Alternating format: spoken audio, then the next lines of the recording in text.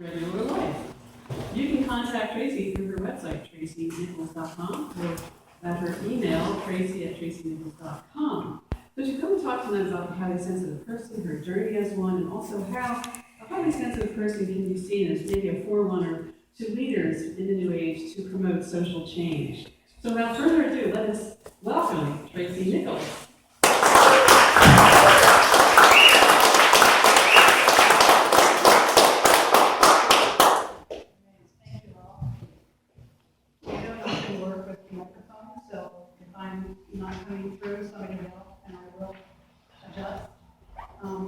So after, I'm always thrown off when someone does a great introduction like that because I'm used to introducing myself. And I'm kind of like, okay, where do I start? And the one thing I would add to what Amy said is, I've been highly sensitive all my life, but I just discovered the label or, that this exists, probably about 5 years ago. So I'm still learning what this means in terms of who I am and how I interact with the world. And it's one of the things I love to talk about, especially with people where you might not understand what being highly sensitive means. So if you have groups of people who want to learn more about this, I will happily come and talk with them. So I'm assuming that if you have seen what the topic is tonight, that some of the folks in the audience are highly sensitive or identify as HSPs. And one of the things that's important is be mindful of yourself, take care of your energy. So if during the talk tonight you need to leave, you need to move, you need to step away for a moment, you need to have water, do what you need to take care of yourself. That is essential. Rule number one with HSPs, we must learn to care for ourselves and do it effectively, or else we lose our effectiveness in the world. We lose the gifts that we have to contribute. Okay, I think the words I wrote earlier, here's my script. What I wrote was treat yourself tenderly. So please do. So I thought I would start out with defining what a highly sensitive person is. This is actually a term that comes from a woman named Elaine Aron. In 1991, she began doing research. She was actually researching how people fall in love and began noticing another trait, another trend that she thought was important. And so she has done a tremendous amount of work identifying what this trait was. And what it is there are 15 to 20% of the people in the world who experience the world very intensely through our senses. So, to give an example, if folks who don't have it, it's actually a genetic trait, so it's not a preference like introversion or extroversion, it's actually genetic. This is wired into us. Our brains actually work a little differently. And if you're highly sensitive, then where the rest of the world maybe sort of, on the volume, world volume is up at about 6, we're pegged at about 11 all the time. So the amount of information that comes at us because we notice everything, and the emotional response to it becomes, how we form our impressions of everything. But it also is very, very intense. That's another word that I would say use regularly when talking about being highly sensitive. And one thing that people sometimes do is they will confuse being highly sensitive with being introverted. Introversion is a different thing. It's a personality trait and practical preference. And introversion means how you are energized. So if you're introverted, I'm an introvert as well, it means that you are energized by solitude. Folks who are extroverts are energized by being among people. So and it has nothing to do with whether or not you like being with people. I love public speaking. I love doing things like this. But because I'm introverted and highly sensitive, it takes me several hours to recover from doing something like this. So that's another thing to know. Now with HSPs, 30% of highly sensitive people are extroverts. So imagine that. How confusing is that to be both extroverted and to be highly sensitive? About 70% of us are introverts. And some other people will call it shyness or neuroses. None of those things. Being shy is a learned trait and has more to do with how people have responded to you. And being neurotic is a psychological diagnosis and has nothing to do with whether or not you're highly sensitive. Can you be highly sensitive and neurotic? Yes. But you can also be highly sensitive and perfectly functional in the world. And the one thing that I do best at is interactive dialogue and presentations. So while I know that it's better to hold questions to the end, if you have an urgent question or if I've said something that's confusing, please feel free to stop me and ask, okay?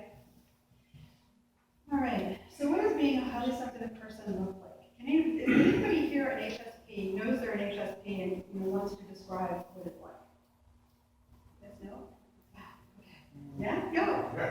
If no one else is going to share, I think I fall into that other category, the extrovert, highly sensitive person. So I'm definitely just thinking that today, like I'm totally energized and meeting great people and that kind of thing, having that interaction. But yeah, I totally like overthink all kinds of things and just am very aware of like, how people, I guess, feel sometimes. Like I'll notice, different things. So I think, overthinking is probably an addition onto the high, is that right? No, actually, deep processing is a very HSP thing. Okay. Processing the world very deeply and thinking, so being introspective. Yeah, so an example, I was in a meeting earlier today and we were interviewing someone and the meeting was at 11:30 and it was 5:30 in the afternoon before I had processed enough to be able to come around to, here's my opinion. So, anybody else relate to that? So it's hard, and in the moment, they of course were saying, well, what's your feedback? And I could give a surface, bit of feedback, but the real processing went on for a couple of hours. So people who think deeply, process for a long time, tend to be highly sensitive. That's one of the traits. So, go ahead. I thought it was because I had some cancer, but I was so affected by what happened in the election and every single thing that's going down. I have to be so careful not to watch too much news because I just get overwhelmed with, it's like it's happening to me and I feel so much love for everybody else. I notice I can only watch democracy now maybe a couple days a week as opposed to 5 days a week. Right. So, empathy. So let's focus back on like HSP and like stimulation, non-stimulation, and like real straight up stuff. Like I'm married to a girl that I didn't figure it out, but and all of a sudden we're modifying houses and there's balconies that are like so she can't be down there with the kids in the pool, like, and all of a sudden I had this aha moment that like, what I like is large crowds and lots of people, and I like that, and Which is an extrovert trait. it is, and then and she likes that, but only for a finite amount of time, and then she wants to go separate from the group. And I've always been trying to figure out, is that extrovert, introvert, what is that? In reality, she's fine in crowds from time to time. So Can I pause you for a minute? Is there a question in there? well, the question in there is, we go to couples therapy, and the guy keeps saying, like, he's handing her books on what HSP is, HSP. And like, she gets overwhelmed. Like, if you're in a loud crowd long enough, if you're in a loud environment long enough, it just wears her out really fast. Right. So like when you talk about an HSP, is that just sensory overload? Like, well, what is that? How do you define it? Well, then that's what we're working on here. Okay. So bear with me, we're going to go through the Thanks. But the other thing, and I'll point this out right now, the pacing that someone who is highly sensitive requires, and the pacing for someone who's not HSP, who is extremely extroverted, is very different. So you need a now information, and I need here's the information, here's how I'm going to present it. So our rhythms are very different. So for us, it's important to acknowledge that, and then also to keep that in mind as we're communicating. Because when you're communicating with somebody who is not HSP, and you are HSP, a lot of times you feel like you're missing. And that missing can be the fact that your rhythm or your pacing has to be different. You might need to go slower, they might need to go faster. They might need to get to the point, you might need to ruminate a bit. So another thing to keep in mind. So, we're aware of subtleties, we notice everything. So, in other words, we're taking everything through our senses. We all know what the senses are, right? Sight, hearing, smell, taste, touch, and intuition. So we're consuming the world through our senses, and it's not that my senses are any more acute than someone else's as an HSP. Obviously, I'm wearing glasses, my eyes are, less well than other people's, but I notice more. So if you're highly sensitive, you're noticing everything. And that's part of what can become overwhelming, but it's also part of the gift.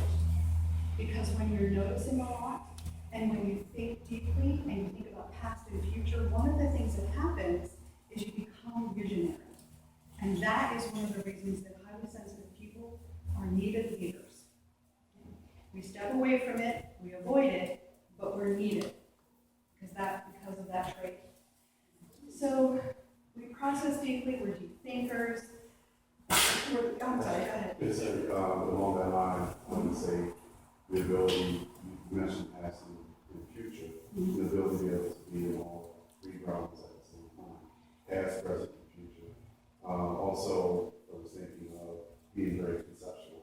Because of the subtleties that we notice, you're able to make connections that other people were not able to.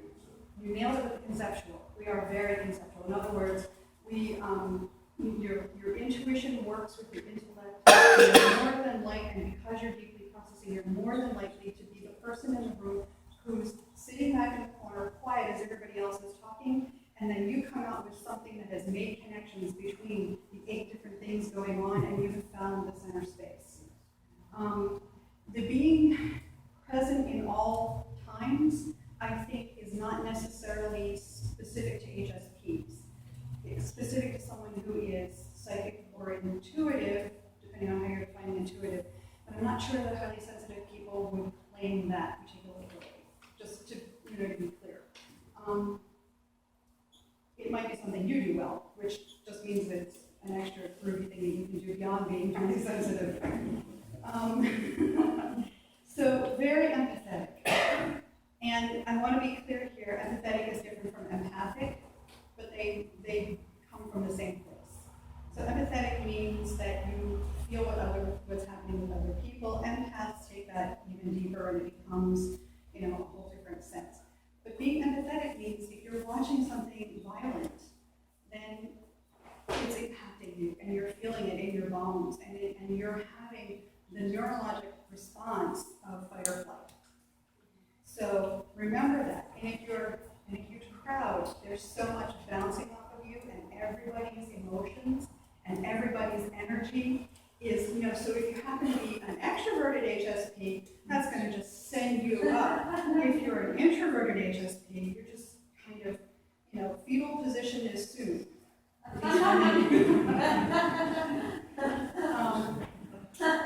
Right. So intuitive, I've hit on that a little bit, and that is, that's that combination of sensing and perceiving so much, thinking deeply, and then thinking in that space of past and future, and then having that sense of knowing what's going to happen. And that intuitive perception is also one of the reasons that we are important as leaders, because we can see what's coming. So there's the visionary piece to see, what we need to do. But then there's the piece that says we need to know what's coming. And HSPs are often the canary in the coal mine. They're the ones out there saying, I see it. The trait of high sensitivity, and I think this is one of the grooviest things, is it's found not just in humans. It's found at this point, they know in at least 100 species of animal. And that's just the ones that they've bothered to test for. So there is a reason for a group of a population, and within animals, it's still saying that same 15 to 20% of the population. So among all species, there is a reason for those who are highly sensitive. And it is in part that capacity for observe, look into what the potentials are, and then act. If you look at a herd of deer, okay, so they're all grazing, and then there's the one on the edge with the ear, that's like this. We're doing radar. And that particular one is the highly sensitive one in the herd, and that's the one whose tail flips up first and takes off and encourages the rest of the herd to move if there happens to be a threat. That is, in a sense, one of the things that we can do as highly sensitive people. So we can observe culture, we can observe society, we can observe politics and religion and all of the things that happen in our world, and we can throw up those flags and say, this is coming. Now, being highly sensitive and sometimes introverted, that can be a difficult thing to do because it pushes us to the edges of our comfort zone. But it is an important thing. And there are ways to support ourselves as we are taking on those roles. And that's one of the things that I like to talk about. So we also have stronger emotional reactions. I'm always the one in the corner crying, at parties or whatever, The worst thing in the world is doing performance reviews when I worked for a company. I'd be the one sobbing through the performance review, regardless of what they were saying. Good things, I'd be crying. Bad things, I'd be crying. That's just it. So that happens to be a piece of it. Yes? Are there any testing modalities, such like a Myers-Briggs or a Enneagram, where you could take a test with 100 questions and based upon the scores make a determination as to whether you are or are not? Highly sensitive? Yes. Actually, I'm glad you asked that. I have handouts. And one of the things on here is, if you guys wouldn't mind describing and passing. Elaine Aaron, the woman who has, is the grandmother of this particular field, has a survey on her website. Mm-hmm. And you can go and do that survey and determine whether or not you fit into the trait of highly sensitive. Okay? Okay, thank you. You're welcome. Thank you for asking, because I meant to hand those out at the beginning. So really, the handouts are just a resource list and a book list. The books, actually, since there's something I'm suggesting, I brought with me my own copies. They're over there. You can take a look at the break if you want to. Okay, so stronger emotional reactions, yikes. And that can be, yes. Sorry, sorry. Can a person be a highly sensitive person, but at times be able to suppress the emotional part? Only at times, like shutting off the overreactive part, like crying or reacting to other people's circumstances, like not even feeling it, but then other times not be able to? I think the answer to that is probably yes. And it probably relies on a couple of factors. So there's people who have been so traumatized because they're highly sensitive that they dissociate. And then you're not feeling anything. And that, and that moves into the realm of not being healthy. But there are also a lot of people who are highly sensitive develop practices of meditation, of mindfulness, Tai Chi, Qigong, places where they can center and they can develop the observer mind enough to be able to take a step back so the emotions aren't driving what's going on. Or what about, in an instance, maybe if the person grew up in a family that was not good at expressing Certainly. sad, upsetting, love emotions, they were fine with expressing maybe negative emotions and getting upset out, but not like the positive emotions, and that part maybe have been just suppressed from the way of acting in childhood to fit in with the family. Suppression of certain emotions is a learned behavior that can happen in anyone. And that's not necessarily related to being highly sensitive. And the thing to remember is the emotions are suppressed, not gone. And so they can come out sideways. And in other ways, the intensity of them. Okay, I'm going to keep going for just a minute. So one of the things that can happen is we're more easily overwhelmed. When you have, as he was describing, you're in a crowd and you're there for a long time, you can leave and be like, I'm done. So I may go to a party and I can be there for an hour, hour and a half, and then I'm out. And it has nothing to do with whether or not I'm having a good time, whether or not I like the people. It has everything to do with the fact that at a certain point, my energy level just tanks and I'm gone. I need to be out and take care of myself.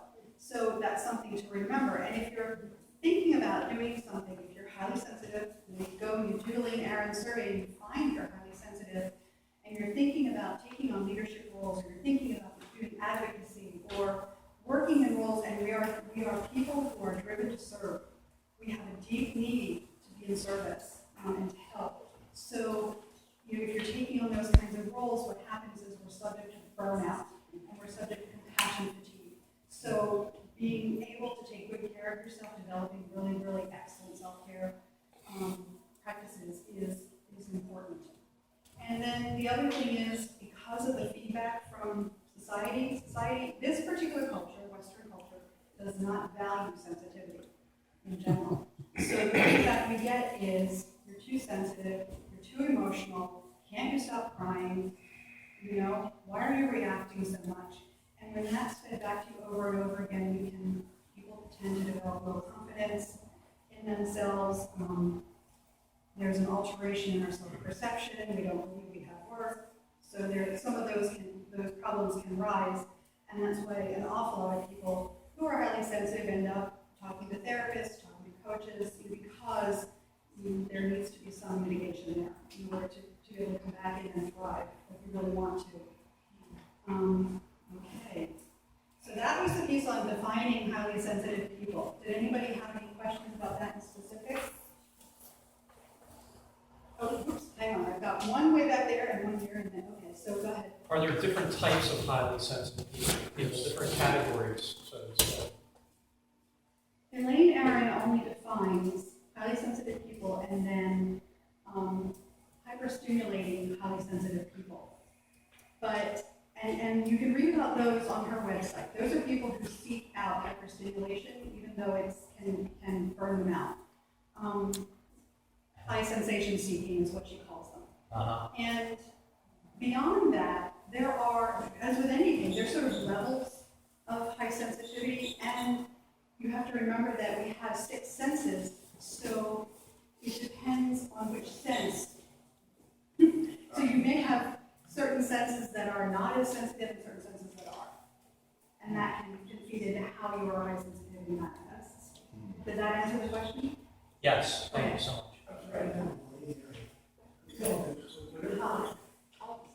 And I'm just listening, this is my first time, so absolutely no spirit to this, but can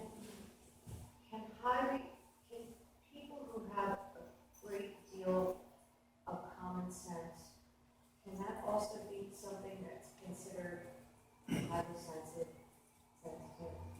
I mean, where you can, it has nothing, I've met super brilliant, intelligent people, book learned, educated, but just have no common sense, and